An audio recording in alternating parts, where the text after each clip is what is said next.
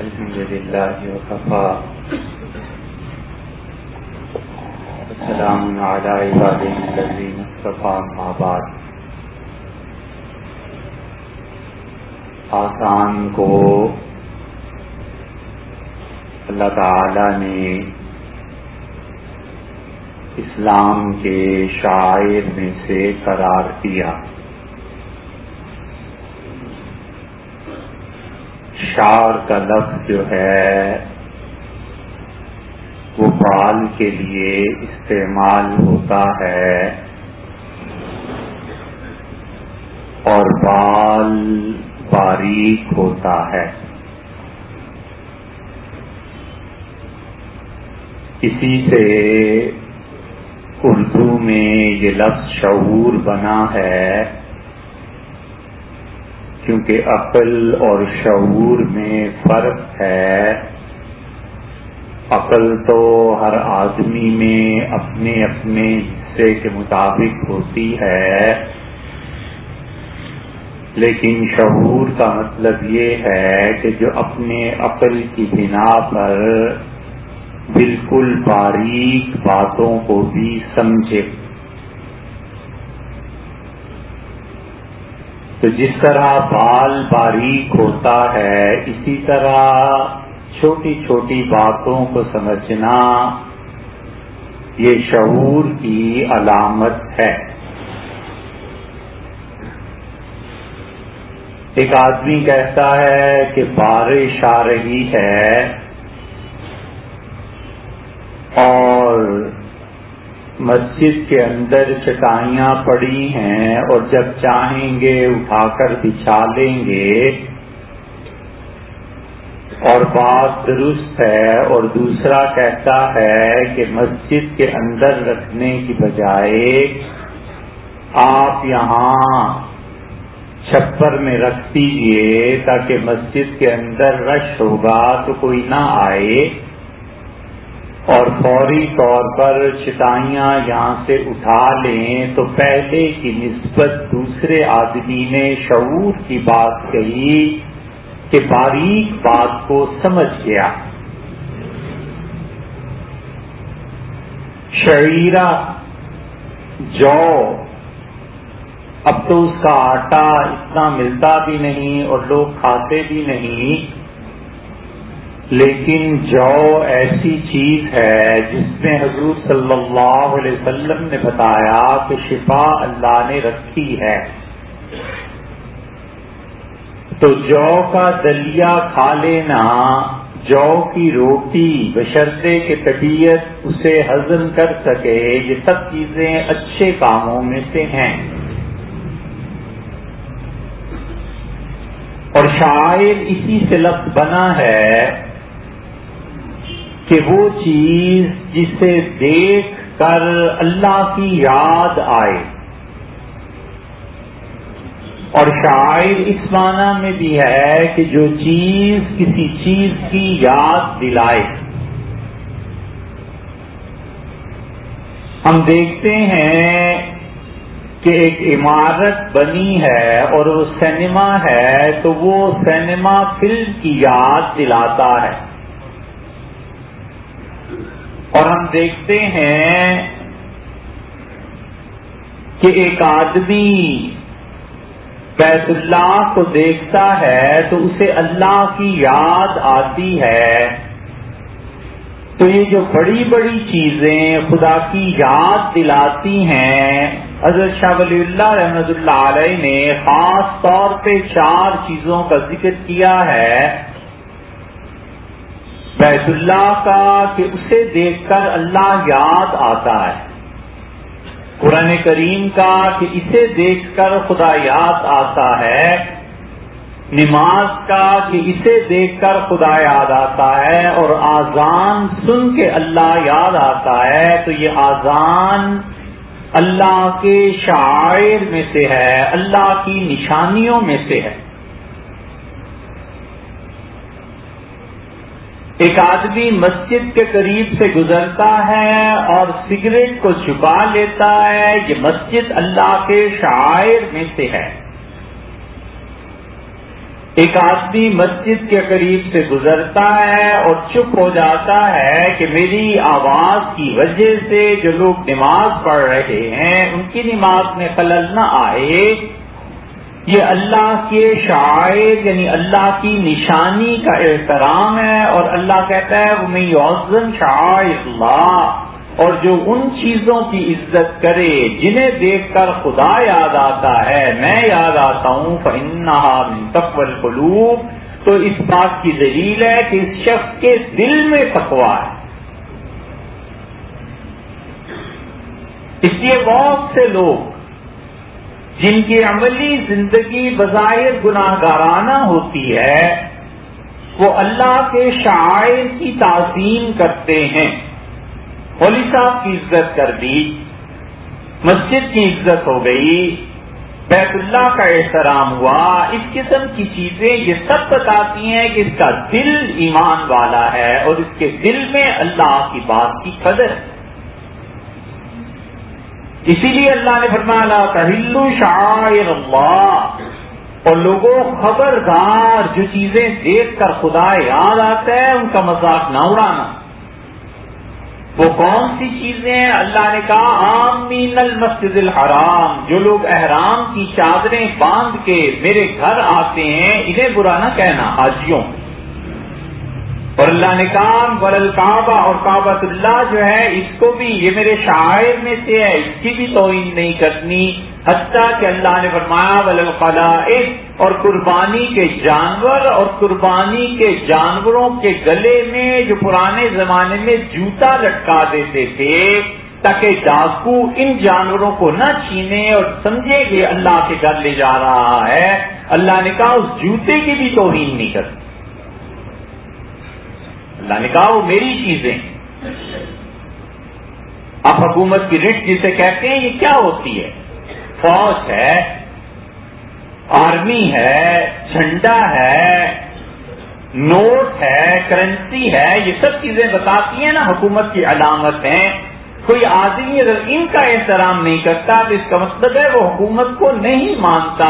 اللہ نے کہا وہ چیزیں جو میری یاد دلاتی ہیں ان کا احترام کرو، اور اگر احترام نہیں کرو گے تو یاد رکھو ینتقم اللہ منہ، اللہ ایسے شخص سے انتقام لے۔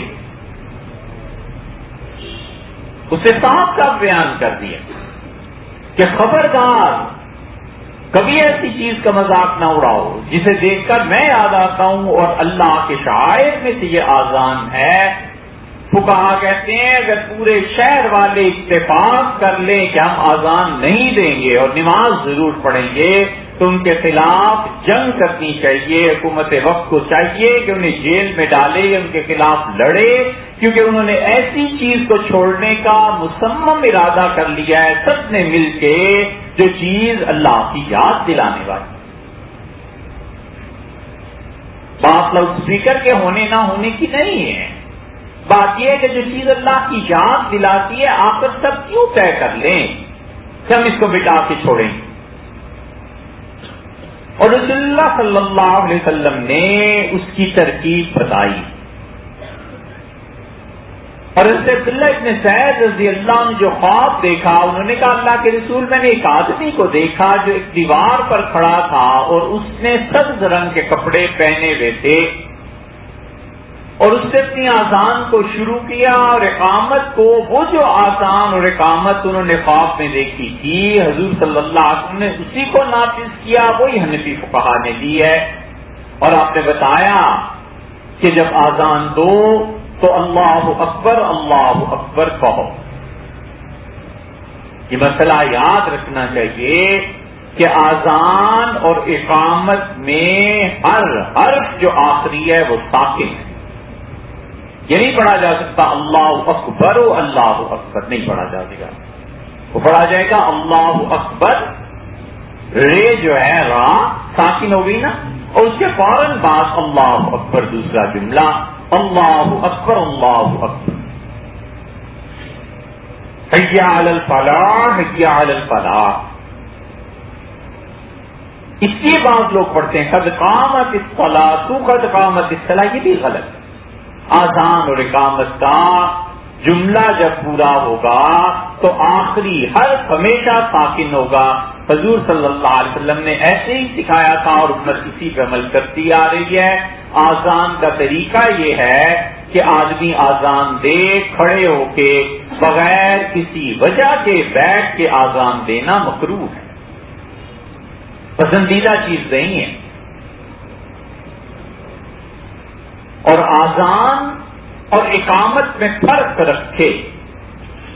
جیسے ہوتا ہے حضور صلی اللہ علیہ وسلم جب تم آذان دو تو اتنی دیر پھر اقامت میں وقفہ کر لو جتنی دیر میں کھانا کھانے والا کھانا کھا کے آ جائے اور نہانے والا نہا کر آ جائے اور وضو کرنے والا وضو کر کے آ جائے. تو 10 منٹ 15 منٹ اپنے اپنے علاقے میں جیسے معمول ہوتا ہے جس چیز کو بھی لوگ طے کر لیں وہ درست ہے. مغرب کی آذان کا یہ حکم نہیں ہے. بتایا گیا کہ مغرب کی آذان اور اقامت میں اتنا وقفہ ہونا چاہیے جتنا وقفہ امام جمعے کے دن 2 خطبوں کے درمیان کرتا ہے. 2 خطبوں کے درمیان کیا ہو؟ حضور صلی اللہ علیہ وسلم قرآن کریم پڑھتے تھے. ان 2 خطبوں کے درمیان جو وقفہ ہوتا ہے یہ نہیں معلوم ہو سکا کہ کیا پڑھتے تھے، لیکن فقہا نے کہا کوئی چھوٹی سورت قرآن کریم کی پڑھ لے، بس اتنا وقفہ ہے 3 آیتیں پڑھ لے، یا اتنی دیر بیٹھنا چاہیے جتنی دیر میں 3 قدم آرام سے ایک بوڑھا آدمی چلے.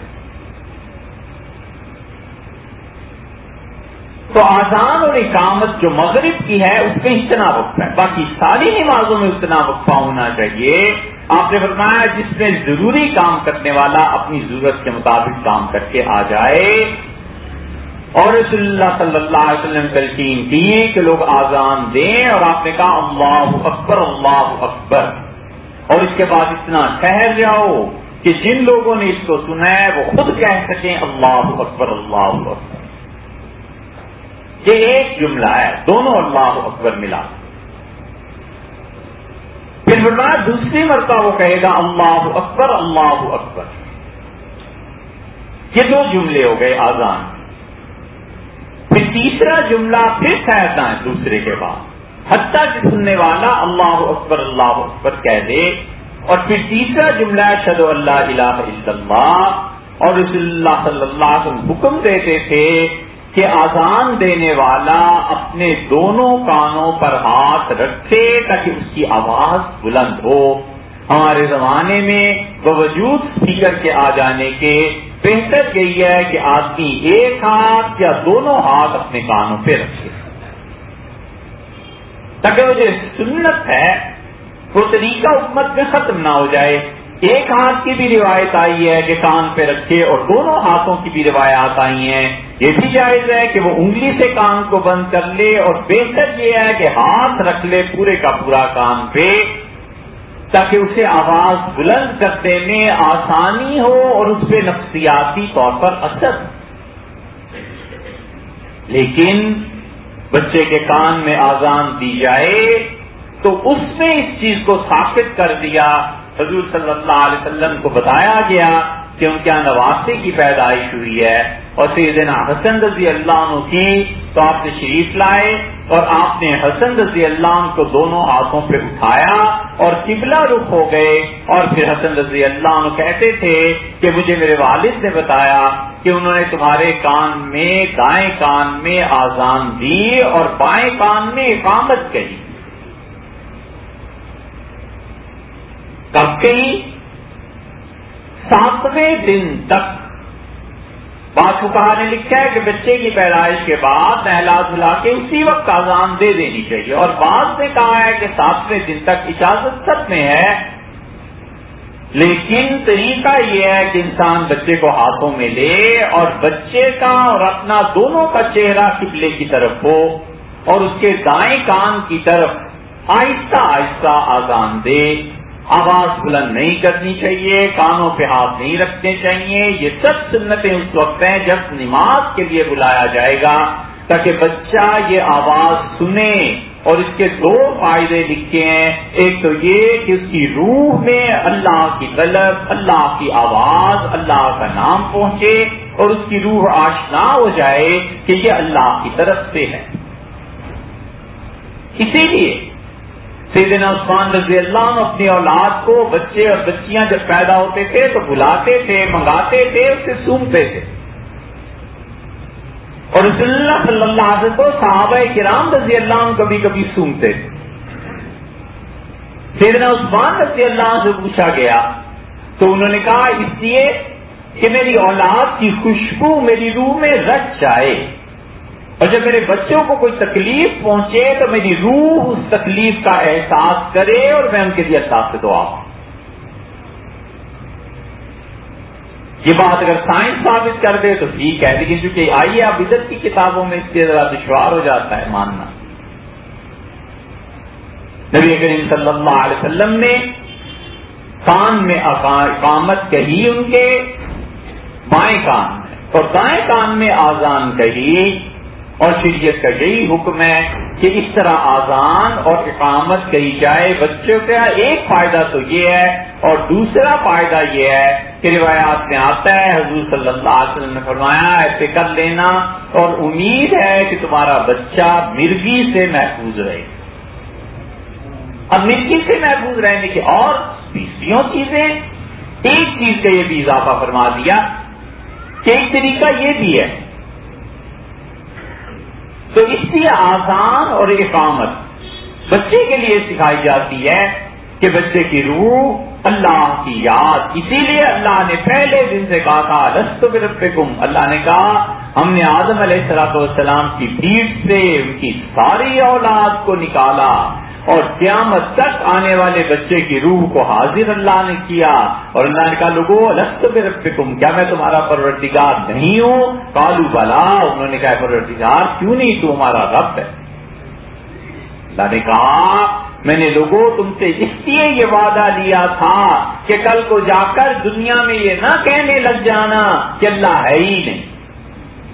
اس لیے بڑے سے بڑا دہریہ اور کمیونسٹ تکلیف جب آتی ہے، ہم نے ایسے ایسے دہریوں کو دیکھا کہ پیٹ میں جب درد شروع ہوا، تکلیف شروع ہوئی اور بے ہوشی کا عالم تو اللہ ہی زبان سے نکلا. ہم نے کہا اب کہاں گئی وہ اکڑ میاں، اور اب کہاں گئی وہ خدا کا انکار. اب انہوں نے کہا جی توبہ کرتے ہیں، اللہ کی ذات ہے. ہم نے کہا بھی تو ڈاکٹر کے ہفتے جڑے اور توبہ کر لی، جب فرشتوں کے ہفتے جڑو گے تو پھر کیا کرو گے؟ ایسے ہی ہے جہالت، اکڑ، انا، میں، غرور. حضور صلی اللہ علیہ وسلم فرمایا کہ بچے کو کان میں آذان دی جائے تو اس کا طریقہ یہی ہے کہ بچے کے کان میں وہ آذان دی جائے جو فجر کے وقت دی جاتی ہے، الصلاۃ خیر من النوم، اس میں شامل کیا جائے. اور رسول اللہ صلی اللہ علیہ وسلم طریقہ بتاتے تھے. آپ نے فرمایا اس سے عبداللہ ابن زید سے کہ اس کو سکھاؤ بلال کو، اس کی آواز اونچی ہے. اور اس سے بلال رضی اللہ عنہ آذان دی. اور آذان کا طریقہ یہ ہے کہ اللہ اکبر، پھر وقفہ کرے، پھر اللہ اکبر، پھر وقفہ ہے، پھر اشہد ان لا الہ الا اللہ، اس میں وقفہ ہے، پھر اس کے بعد اشہد ان لا الہ الا اللہ، پھر اس کے بعد وقفہ ہے. یہ شہادتین ہو گئیں کہ اللہ کی وحدانیت کی اس نے شہادت دی. اس لیے کوئی آدمی اللہ کی شہادت دے کے مر جائے وحدانیت سے اور پھر کوئی کلام نہ کرے، حضور صلی اللہ علیہ وسلم بتایا اس کی قبر کے سارے مراحل آسان، حشر آسان، ڈائریکٹ جنت میں. من کا لا الہ الا اللہ، جس کا مرتے ہوئے آخری کلمہ جو اس کی زبان سے نکلا لا الہ الا اللہ ہے، حضور صلی اللہ علیہ وسلم سب مراحل طے ہو گئے، دخل الجنہ، وہ جنت میں چلا جائے. اگر یہ نہ ہو تو پھر تو سارے ہی مسلمانوں نے جنت میں جانا ہے. پھر وہ عذاب کیوں اس میں اور کسی اور مسلمان میں فرق کیا رہ گیا؟